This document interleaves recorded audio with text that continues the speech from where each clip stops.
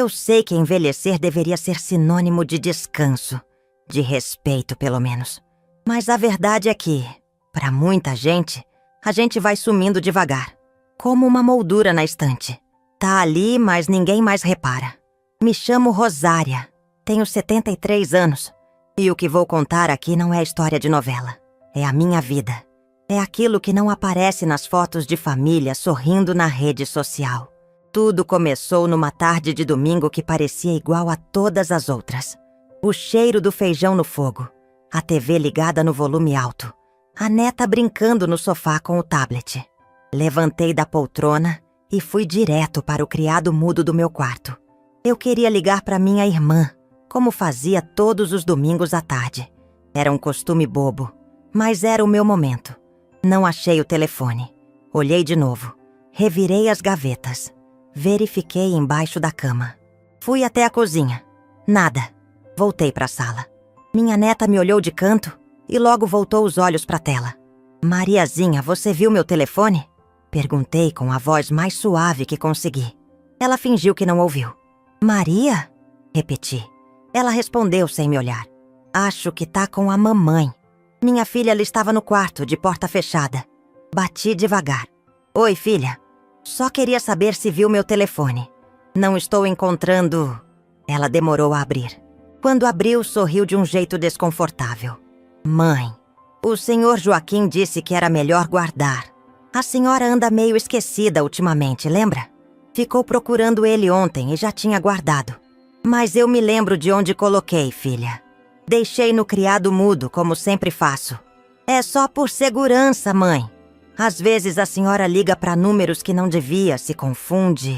É melhor assim, tá bom? Fechei a boca. Mas por dentro, uma onda gelada subiu pelo meu estômago. Eu sabia o que estavam fazendo. Eles não queriam que eu ligasse para ninguém. Nem para minha irmã. Nem para mim mesma. Voltei para a sala em silêncio. Sentei na poltrona. A TV seguia gritando notícias que ninguém ouvia. Olhei pela janela. As árvores estavam paradas. E eu também. Naquele momento percebi com clareza. Eles queriam que eu me calasse. Que eu me apagasse. Como se minha presença ali fosse só um detalhe incômodo. Não era a primeira vez. Já fazia meses que eu sentia. Conversas importantes acontecendo sem minha presença. Decisões sobre a casa, sobre a minha saúde, sobre a minha vida, tomadas por outros. Mas esconder o telefone foi o limite. O que eles não sabiam, e isso é o que mais me dá gosto de contar, é que 2 dias antes, eu já tinha feito a ligação mais importante. Já tinha falado com o Dr. Mateus, meu advogado. Pedi para ele vir até aqui, me explicar direitinho como funcionava essa coisa de testamento. E fiz um novo. Sabe, eu passei minha vida costurando. Comecei com 12 anos, ajudando minha mãe. Aos 17, já sustentava a casa. Aos 24, já era mãe solteira. Dei tudo para minha filha. Estudo, teto, roupa lavada, comida no prato. Nunca reclamei. A casa onde moramos foi comprada com o dinheiro das bainhas, dos vestidos de festa, dos enxovais que fiz para meio bairro. Meu nome tá na escritura. E mesmo assim, virei hóspede. Eles dizem que é para me proteger. Mas eu sei, querem é me deixar de lado. Sem voz, sem decisão. Minha filha, que um dia dormia no meu colo, agora fala comigo como se eu fosse um problema a ser resolvido. Meu genro, que nunca me dirigiu uma palavra com carinho, se sente no direito de esconder meu telefone. E minha neta, Mariazinha, ela ainda tem doçura, mas já aprende a me ignorar. Naquela tarde, sentei na poltrona e olhei ao redor. Tudo que havia naquela casa tinha minha história. O pano de mesa que bordei quando ainda enxergava bem. As almofadas que fiz com retalhos da minha mãe. A estante que comprei com o pagamento do primeiro vestido de noiva que confeccionei. Mas parecia que ninguém via mais isso. Eu era só o que sobrou. A senhora que pergunta as coisas 3 vezes. Que demora para descer as escadas. Que ocupa espaço. Fechei os olhos e lembrei da conversa com o advogado. Dona Rosária, a senhora tem direito de decidir tudo. É sua casa, sua vida. Se quiser, fazemos um novo testamento. Um que reflita a sua vontade. Ele disse olhando nos meus olhos. E eu quis. Decidi deixar metade da casa para o meu sobrinho neto, filho do meu irmão falecido. Ele vem me visitar todo mês, me escuta de verdade, me traz doces que eu gosto. A outra metade vai para um abrigo de mulheres idosas. Mulheres como eu, que já deram demais e agora só querem respeito. Ainda não contei para ninguém, e nem vou, porque não quero brigar, não quero gritar. Eu só quero ser ouvida. E se não for com palavras, que seja com decisões. Naquela noite me deitei mais leve, sem telefone, é verdade, mas com a sensação de que, pela primeira vez em muito tempo, fui escutada. Nem que fosse só por mim mesma. A linha que segura uma roupa é quase invisível. Fica por dentro, escondida. Mas se ela arrebenta, tudo desmancha. Foi assim que me senti por anos. Linha esquecida, sustentando por dentro uma estrutura que nunca foi vista, até começar a romper. Não foi do dia pra noite que virei figurante na minha própria soft história. Foi aos poucos. Primeiro, quando deixaram de me perguntar o que eu queria jantar. Depois, quando começaram a fazer planos sem me incluir. E quando percebi, até meu aniversário era lembrado por obrigação. Com aquele tom de... vamos fazer algo simples para não dizer que esquecemos. Mas nem sempre foi assim. Eu tinha 17 anos quando peguei minha primeira encomenda sozinha. Um vestido azul para o casamento da filha do farmacêutico. Passei noites costurando com as mãos trêmulas, errando ponto, refazendo do zero. Quando a moça experimentou o vestido e sorriu no espelho, eu quase chorei. Dona Rosária, a senhora tem talento de artista, ela disse. Aquilo foi a primeira coisa bonita que ouvi sobre mim fora de casa. Com o dinheiro daquele vestido, comprei um fogão novo para minha mãe. E ali começou minha jornada. Não era fácil. Às vezes, o dedo sangrava de tanto fincar agulha. Já costurei com febre. Já dormi na máquina. Já recusei convite de festa porque precisava terminar uma barra. Mas eu gostava. Costurar, para mim, era mais do que trabalho. Era jeito de existir. Quando conheci o pai da minha filha, eu achava que a vida ia me abraçar de volta. Ele era bonito, falante, cheio de promessas. Ficamos juntos 3 anos. 3. E então, um dia ele simplesmente saiu para comprar pão. E nunca mais voltou. Nem um bilhete. Minha filha tinha 2 anos. Eu tinha 24. E um coração despedaçado. Mas não deu tempo de chorar. Tinha que trabalhar. Tinha fralda, leite, aluguel. E era só eu. Montei um ateliê improvisado nos fundos da casa. Costurava de dia, embalava minha filha à noite. Teve vez que dormi com ela no colo, os 2 exaustos. Mas a gente sobreviveu. Ela cresceu vendo o quanto eu lutei. Eu sei que viu. Porque, quando era pequena, dizia: mamãe, um dia eu vou trabalhar como você. Eu sorria e pensava: tomara que não precise. A vida foi seguindo. Quando consegui juntar dinheiro suficiente, comprei essa casa. Modesta, mas nossa. Pintei as paredes com as próprias mãos. Escolhi cada móvel com carinho. E fiz questão de colocar o nome dela na matrícula da escola mais próxima. Mesmo que fosse mais cara. Queria que ela tivesse o que eu não tive. Mas o tempo muda tudo. Inclusive os olhos com que nos olham. Minha filha cresceu, se formou, casou. E quando o primeiro neto nasceu, ela me pediu ajuda. Só por uns meses, mãe. Até eu voltar ao trabalho. Os meses viraram anos. Criei a menina enquanto eles construíam a vida. Cuidava, dava banho, levava ao médico. E era feliz com isso. Era minha família. Era minha função. Mas a função virou fardo. E quando a menina cresceu, passei a ser tratada como babá com prazo de validade. Não precisa pegar no colo. Ela já sabe comer sozinha. Deixa que eu levo na escola. Aos poucos fui sendo substituída, apagada. E quando já não precisavam de mim, passei a atrapalhar. Começaram os comentários. A senhora precisa descansar. Fica muito no celular. Essas memórias antigas não fazem bem. E os objetos que guardei com tanto carinho começaram a desaparecer. O caderno de medidas das clientes que mantive por 30 anos, um dia sumiu da prateleira. Disseram que caiu no lixo por engano. Os bordados antigos, as fotos da época do ateliê, tudo foi organizado, como disseram. Só não organizaram o principal, minha história. Fingiam que tudo estava bem, mas até as refeições mudaram. Eu que gostava de comer tarde passei a ser chamada cedo para facilitar a rotina. Se eu recusava, comiam sem mim. Um dia cheguei à mesa e os pratos já estavam lavados. Ali eu entendi. Eu não era mais parte da mesa. Era a visita que chegou tarde demais. Nesses momentos eu pensava na minha mãe. Ela dizia: "Filha, um dia vão esquecer o que você fez, mas nunca esqueça quem você é." E eu segurava essa frase como quem segura um bordado delicado entre os dedos. Com cuidado, com dor. Foi nesse tempo que me aproximei mais do meu sobrinho neto.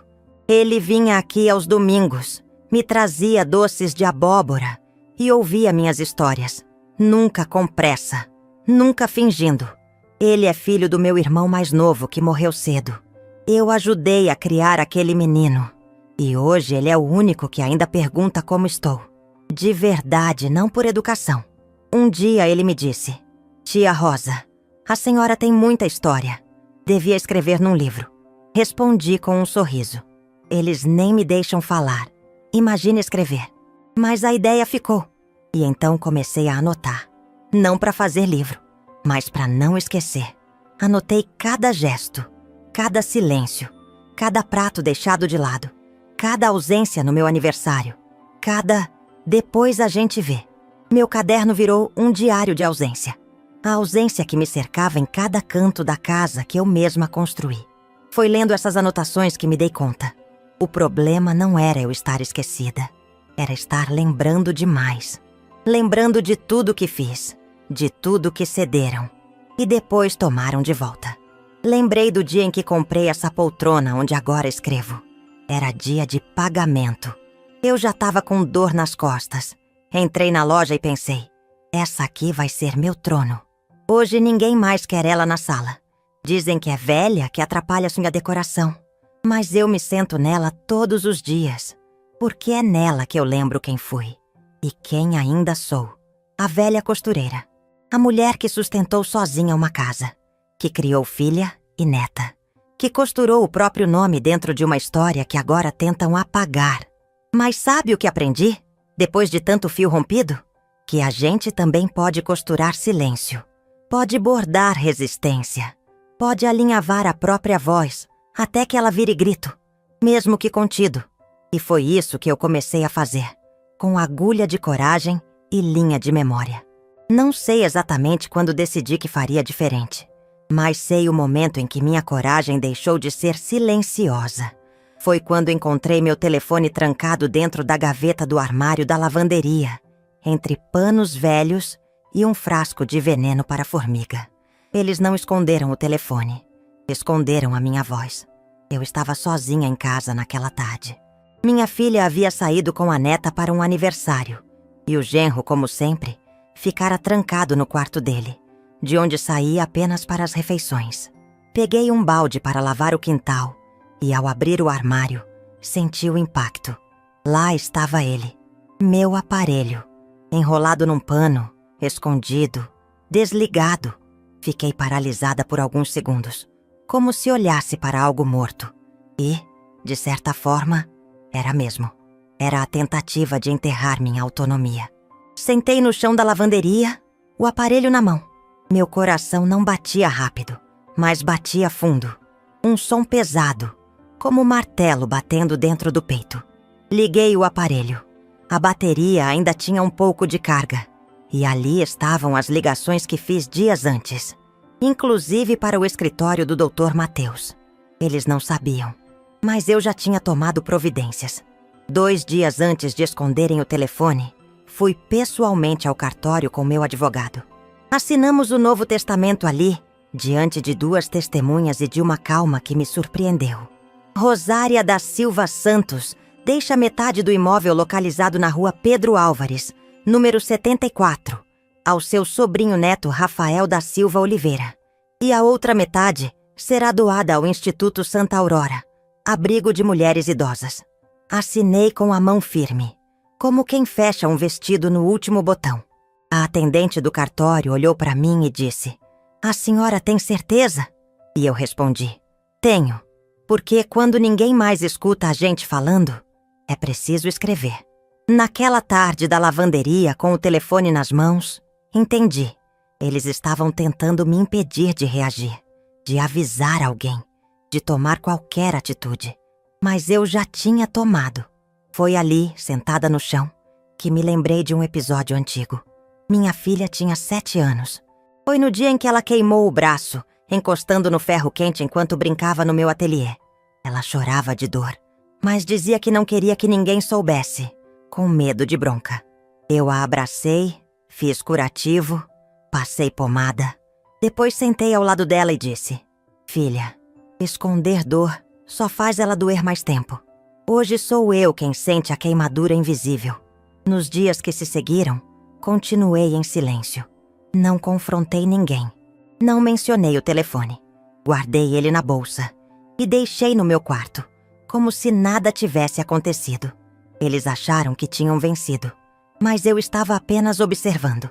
Foi então que ouvi, numa manhã qualquer, a voz do genro ao telefone. "Ela tá cada vez mais aérea. Se continuar assim, a gente vai precisar acelerar esse negócio da casa. A Maria já tá crescendo. Precisa de espaço. Acelerar. Negócio da casa." Essas palavras martelaram em mim como se fossem pregos sendo cravados em um caixote. Só que eu não sou caixote. Não sou objeto. Não sou parte da mobília. Sou a dona da casa. Na mesma semana, eles me levaram ao médico, sem me consultar, sem me perguntar se eu queria. A consulta foi marcada como se eu fosse uma criança. Sentada na sala de espera, ouvi minha filha dizendo à recepcionista: "Minha mãe tem lapsos de memória. Às vezes se perde nos horários, esconde coisas, sabe?" Eu olhei para ela e ela desviou o olhar. O médico me chamou, educado, mas protocolar. Fez perguntas básicas, testes rápidos. No final disse: "Dona Rosária, seus exames estão normais. Há um pouco de cansaço, talvez por estresse. Nada que preocupe." Minha filha forçou um sorriso. Tentou disfarçar a decepção. Na volta para casa fiquei quieta. Mas dentro de mim, algo crescia. Não era raiva. Era clareza. A certeza de que eu não podia mais depender da boa vontade de ninguém. Naquela noite, tirei os documentos da pasta escondida dentro do armário e revisei tudo. Deixei uma cópia com o advogado e guardei a outra entre as páginas do meu livro de receitas antigo, o único lugar onde ninguém mexia. Dentro do caderno coloquei também uma carta manuscrita. Uma despedida da versão de mim que aceitava calada. "Querida Rosária, você fez o que pôde. Você deu, deu e deu. Agora é hora de guardar, de ficar com você. Não é ingratidão querer respeito. Não é egoísmo querer voz. É sobrevivência, com carinho, da mulher que você se tornou." Na manhã seguinte fiz algo que não fazia havia meses. Fui até o centro da cidade sozinha. Peguei o ônibus. Caminhei pela rua com passo lento, mas certo. Entrei na loja de tecidos e comprei meio metro de algodão branco e uma linha azul marinho. A vendedora perguntou o que eu ia fazer. Um lenço com minhas iniciais, para lembrar que ainda sou dona do meu nome. Voltei para casa antes do almoço. Eles nem perceberam minha ausência. Costurei o lenço à tarde, na varanda dos fundos. Cada ponto era uma memória resgatada. Cada fio, uma lembrança costurada com paciência. No fim do dia, dobrei o lenço com cuidado e coloquei dentro da pasta do testamento. Fechei tudo com um laço. Simples, bonito, como os vestidos que fazia nos velhos tempos. Aquela noite dormi leve. O telefone estava ao lado da cama. Despertador programado. Eu, inteira. Eles ainda não sabem que o documento existe. Mas ele existe. E mais do que isso, eu existo. Ainda. Não houve escândalo. Não houve briga. Quando minha filha descobriu o testamento, não gritou. Não chorou. Ela apenas ficou em silêncio. Um silêncio tão pesado que parecia um trovão engolido. Era uma terça-feira abafada. Eu estava sentada na varanda bordando o lenço que comecei dias antes. Fazia o contorno da letra R pela terceira vez. Queria que ficasse firme, bem visível. Escutei passos apressados no corredor. A porta do quarto foi aberta com força. Ela apareceu no batente com um envelope amassado nas mãos. Mãe, o que é isso? Não levantei os olhos de imediato. Dei mais um ponto. Respirei fundo. Um documento. Um testamento? A senhora fez isso sem nos avisar? Olhei para ela com calma.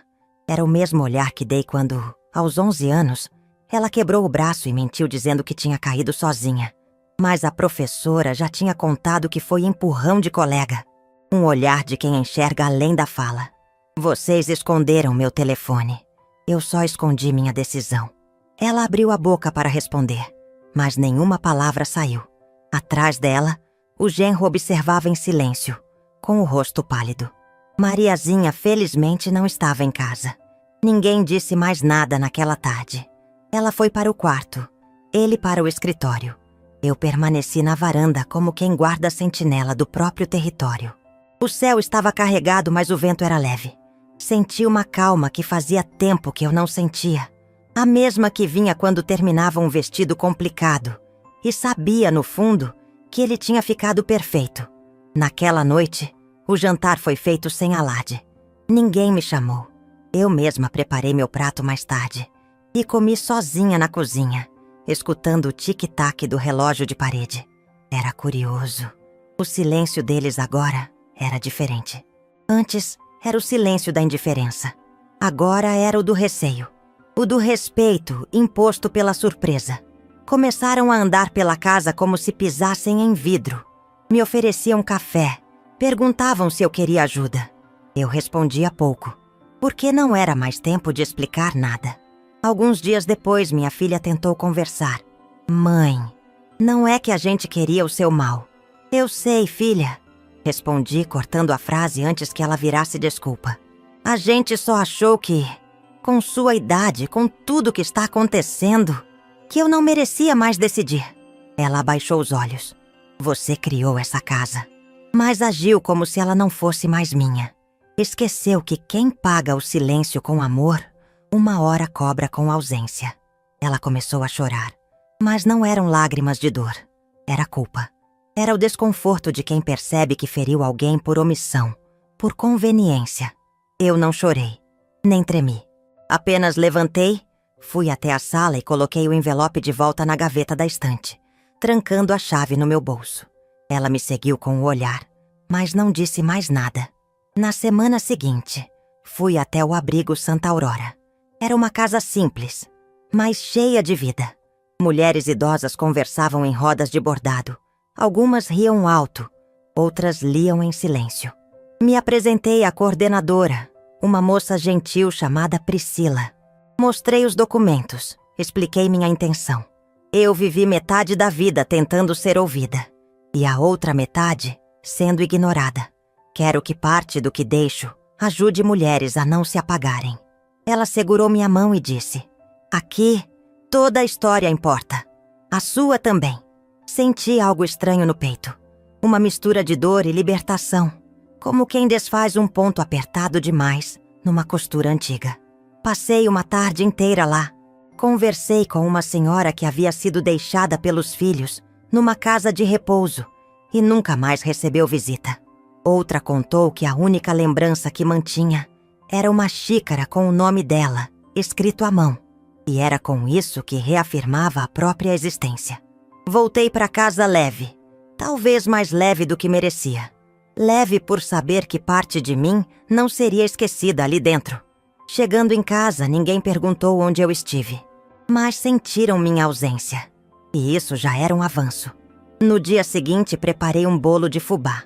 Coloquei a mesa para mim, com um guardanapo bonito e a xícara com flores que guardei da época do enxoval. Quando a neta chegou da escola, sentou ao meu lado. Vó, posso comer com a senhora? Claro, Mariazinha. Aqui tem sempre lugar. Ela mordeu o bolo e sorriu. Esse é o mesmo que você fazia quando eu era pequena? Assenti. E ela disse baixinho: eu lembro. Essas duas palavras encheram meus olhos d'água. Não por tristeza, mas porque perceber que alguém ainda lembra é como recuperar um pedaço de si. Nos dias seguintes, continuei minha rotina, mas agora com outra postura. Dormia com o telefone na cabeceira. Caminhava até a padaria sem avisar. Bordava minhas iniciais em panos que guardava com carinho. E comecei a escrever cartas. Não para ninguém específico, mas para mim mesma, para não me perder. Um dia, enquanto dobrava roupa no quarto, escutei minha filha dizendo ao marido: "Ela não é mais a mesma." E ele respondeu: "Não, ela só se lembrou de quem é." Sorri por dentro, porque era verdade. Eles queriam que eu esquecesse de mim, mas eu fui mais teimosa. E me lembrei. E agora, não tem mais volta. Tem gente que acha que justiça é vingança, mas pra mim, justiça foi silêncio. Um silêncio que não cala, que não fere, apenas permanece, como o eco de uma voz que enfim se ouviu. Desde aquele dia, nada foi como antes.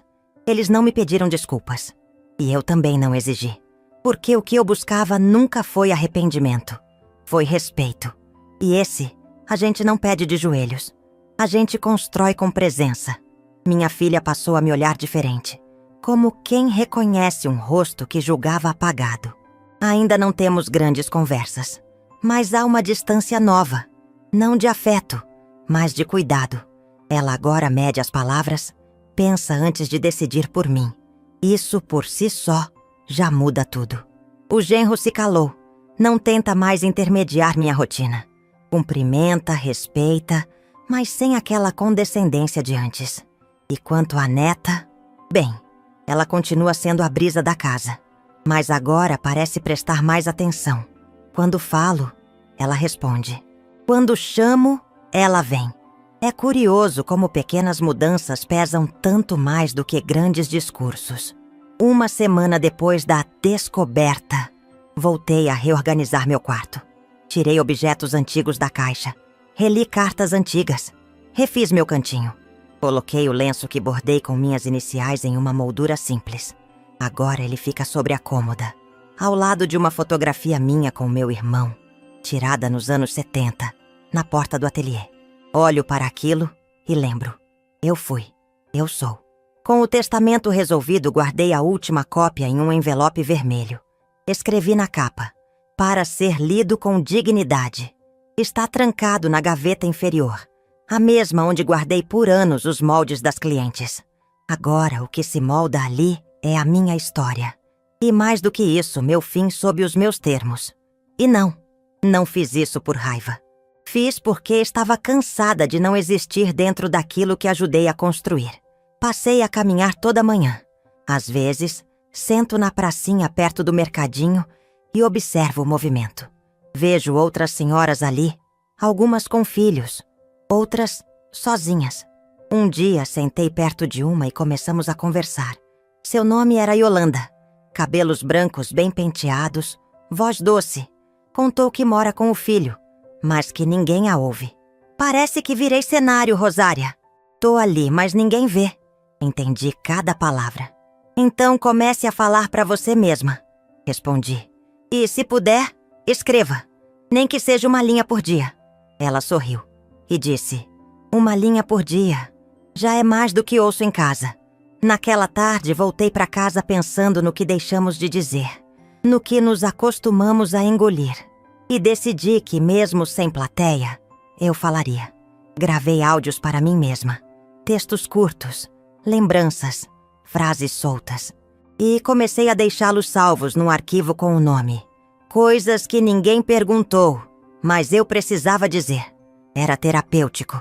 Como desatar nós antigos, um por um. No fim do mês, recebi uma ligação do abrigo Santa Aurora. A coordenadora disse que o documento chegou, que a equipe estava emocionada e que fariam questão de nomear uma sala em minha homenagem. "Sala Rosária da Silva", disse ela, "para mulheres que costuram a própria memória." Fiquei muda por alguns segundos. Eu nem sei se mereço tanto. A senhora deixou uma marca, e marcas não pedem permissão. Elas apenas ficam. Chorei sozinha naquela noite. Não de tristeza, mas de reconhecimento. Pela primeira vez em muito tempo, Senti que algo meu havia ficado no mundo além das paredes dessa casa. E isso é herança. Uma tarde, enquanto regava as plantas na varanda, Mariazinha veio até mim com um caderno nas mãos. Vó, a professora pediu pra gente escrever a história de alguém da família. Posso escrever a sua? Me emocionei, mas não deixei transparecer. Apenas sorri e respondi. Claro que pode, minha filha. Mas promete contar a parte em que eu quase fui esquecida. E depois me lembrei de mim? Ela balançou a cabeça com firmeza. Prometo. E ali, diante daquele olhar limpo, percebi. Não é sobre ter razão. É sobre ser lembrada com verdade. Hoje continuo vivendo na mesma casa. A poltrona antiga segue no canto da sala, intacta. O telefone repousa ao lado da cama. A moldura com o lenço bordado é a primeira coisa que vejo toda manhã. E se alguém me pergunta como estou, digo com convicção. Estou inteira. Porque estar inteira não significa estar rodeada. Significa não estar fragmentada. Não depender do amor dos outros para reconhecer o próprio valor. Sim, eles esconderam meu telefone. Mas esqueceram que eu já tinha ligado para mim mesma. E essa chamada, ao contrário de todas as outras, foi atendida. Agora só atendo quem me escuta de verdade. Quem fala comigo com olhos, com presença, com alma. O resto, deixo no silêncio que me libertou. Eles quiseram silenciar minha voz, mas esqueceram que quem costura memórias também aprende a bordar eternidade.